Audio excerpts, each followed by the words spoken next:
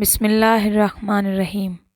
ایک دن حضرت عثمان غنی رضی اللہ تعالیٰ عنہ نے نبی کریم صلی اللہ علیہ وآلہ وسلم کی دعوت کی۔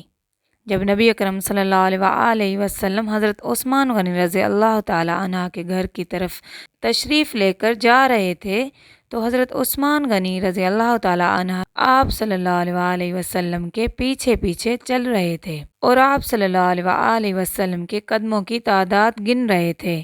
سرکار دو عالم صلی اللہ علیہ وآلہ وسلم نے جب منہ موڑ کر یہ معاملہ دیکھا تو مسکرا کر پوچھا، اے عثمان، کیا کر رہے ہو؟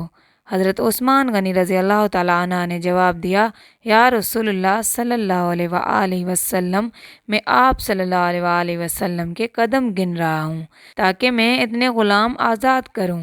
دعوت ختم ہونے کے بعد حضرت عثمان غنی رضی اللہ تعالیٰ عنہ نے ایسا ہی کیا اور اتنے ہی غلام آزاد کیے۔ حضرت علی رضی اللہ تعالیٰ عنہ اس دعوت سے متاثر ہوئے اور گھر آ کر حضرت فاطمہ الزہرا رضی اللہ تعالیٰ عنہ سے اس دعوت کا ذکر کیا۔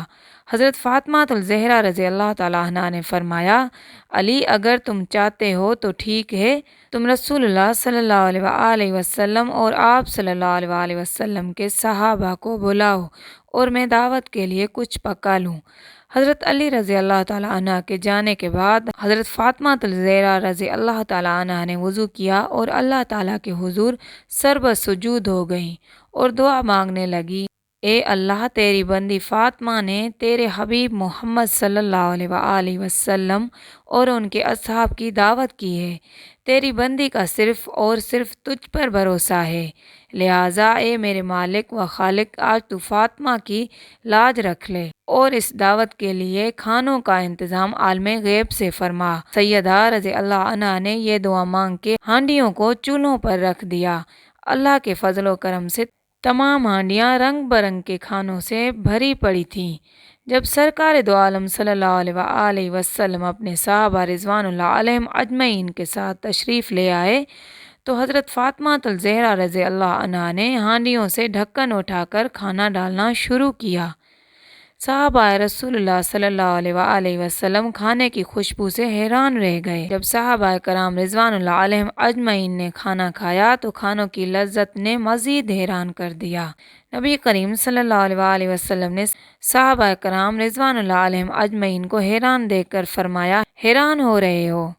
تمہیں معلوم ہے کھانا کہاں سے آیا ہے؟ تمام صحابہ کرام رضوان اللہ علیہم اجمعین نے جواب دیا، اللہ اور اس کا رسول بہتر جانتے ہیں۔ سرکار دو عالم صلی اللہ علیہ وآلہ وسلم نے فرمایا، حضرت فاطمہ رضی اللہ عنہ نے یہ کھانا ہم لوگوں کے لیے جنت سے منگوا کر دعوت کی ہے۔